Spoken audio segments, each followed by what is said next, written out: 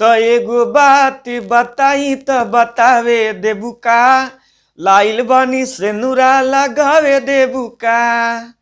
नमस्ते प्रणाम, हम गीतकार दुर्गेश विदर्दी और आज बहुत ही बढ़िया और ब्रांड होली गीत लिखले बानी। बड़े भैया खेसारी लाल यादव गवले बड़न गाना कि एगो बात बताई तो बतावे देबू का, लाइल बानी से नूरा लगावे देबू का। यही धुन पर हम होली वाला गाना लिखले बानी, आप सबके सुनावे जा रहल बानी। मुखड़ा तो सुनी कैसे बा। पहले लड़की के बा कि जानू खेले जनी आई हत होली, हम कहतानी हमारा हो टोली।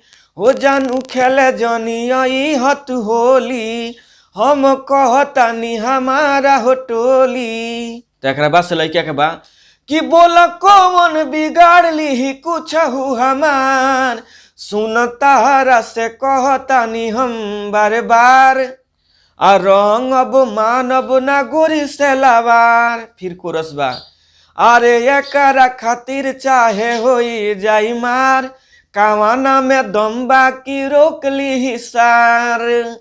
तो ई रहला मुखड़ा जनिया बड़े भैया खेसारी लाल यादव गाना गवले बानी। एगो बात बताई, वही टाइप के गाना बा एकदम, जहाँ लड़का के बात तहाँ लड़का के लिख दिल बनी, जहाँ लड़की के बात तहाँ लड़की के लिख दिल बनी, जहाँ कोरस बा तहाँ कोरस भी लिख दिल बनी।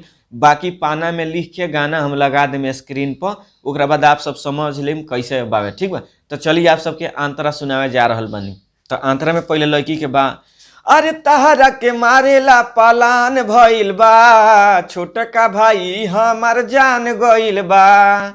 ओकरा बाद फिर लड़का के बा, हम नहीं आई बखाली हो, लेके आई गोरिया दुनाली हो, न डेरइला के बावे तारा दरकार, सुन तारा से कहतनी हम बार बार, आ रंग अब मानब ना गोरी से लवार। फिर कुरस बा, आ चाहे होई यार चाहे होई पार, पीछे नहीं हटी मजनुआ तहार।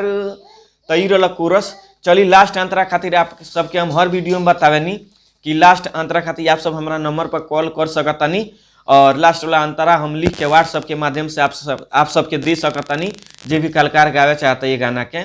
तो चलिए पर्सनली में भी गाना लिखावे खातिर हमरा से संपर्क आप सब कर सकतानी। पर्सनली में गाना लिखावे खातिर पैसा लगेला और ब्रांड गाना लिख के देनी।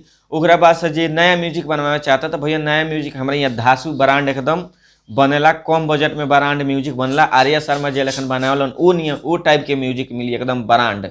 ओकरा बाद से चली हमारा खुद के स्टूडियो बा, बालाजी रिकॉर्डिंग स्टूडियो, जादवपुर बाजार, गोपालगंज बिहार में हमारा स्टूडियो बा। जे भी कलाकार गावे चाहता तो रहे खाए के फुल व्यवस्था बा, रहे खाए के पैसा ना लगेला, और गाना मिक्सिंग पूरा ब्रांड होला हमारा यहाँ, और रिकॉर्डिंग भी बढ़िया होला।